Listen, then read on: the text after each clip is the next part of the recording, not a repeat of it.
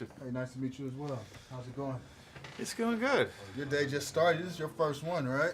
First one, man. There you go. Make it easy. Make it easy. Interrogate you like Mike Wallace. It's hard hitting, 60 minutes. hard edge. 4 minutes of hell, right? I know. No, how's it going, man? It's going well. So Yeah. talk to me about Give the an call. outlet, please. Oh, that's right. I got to slam. See, look at that, man. I'm so caught up in the moment. Sean Edwards Fox, Kansas City, to the left, right? Yeah. To the left, to the left. That left side Yeah, feature. left side. No, so hey, how's it going, man? It is going well. Yeah, talk to me about the call, man. Talk about some of the challenges because I mean, it's a thriller and it has all the elements of a technical thriller. But man, you're throwing some some nifty tricks in there because number one, you know, it's about 9/11 dispatch workers, so there's Right. a lot of conversations taking place over the phone, which can be Correct. tricky to shoot. Then Yeah. you have a couple of scenes where there's someone locked in the trunk of a car.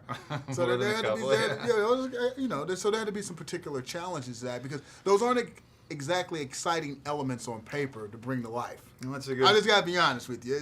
That's You're right. You're absolutely right. That was definitely the biggest challenge: is how to make a movie which is mostly inside a call center and a woman sitting at a desk in front of a computer, and talking to a girl who's stuck in the trunk of a car, a dark trunk of a car, a tiny little claustrophobic space. Like how to make that cinematic and open it up scope wise.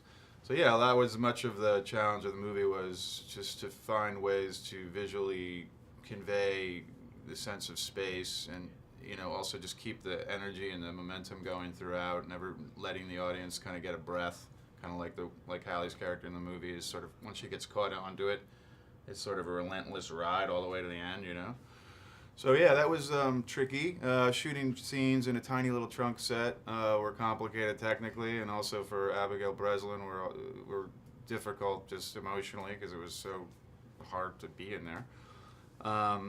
But we did a lot of research on the real 911 call centers, what these women are really like, and as Hallie also had a lot of discussions with them before we started shooting, so she was able to, I think, tap into the kind of the emotional moments, but also maintain that kind of level of cool that they have. No, that's cool, and that's very important. Now, did you actually put on the headset and take some calls yourself just to sort of get an actual sense and feel for what it's like?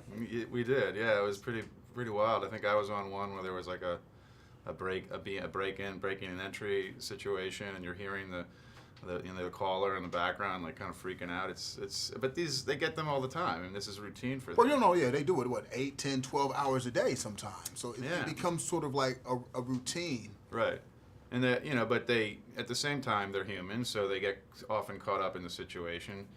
And like in our story, you have to find a way to detach yourself from the emotion of the moment and maintain a kind of cool equilibrium, because you're there to help the person. Right. Were you ever nervous at any point that, you know, the scenes in the call center wouldn't be cinematic enough because it's dealing with all these different calls coming in, which is audio, and you got to make that look cool visually?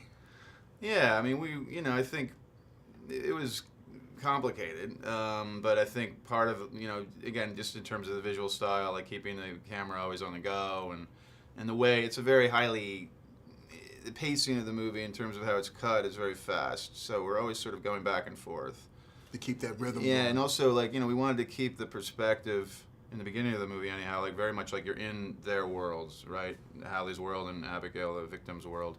So you're very much like you feel the claustrophobia of their situation, and then it starts to kind of open up as the movie progresses. No, I thought it was cool. It's like a double situation because like the call center is sort of enclosed and you're enclosed in the trunk, so it was a nice play on that. Yeah, they're all It's like even though the world's buzzing around them, it's just the two of them at the end of the day. You know what I mean? And they're the lifeline for each other. Well, I appreciate it, man. You had me on the edge of my seat, man. So job well done, man. Okay, thanks a no, lot. no, cool. Yeah, Job very well done. Thank you. Yeah.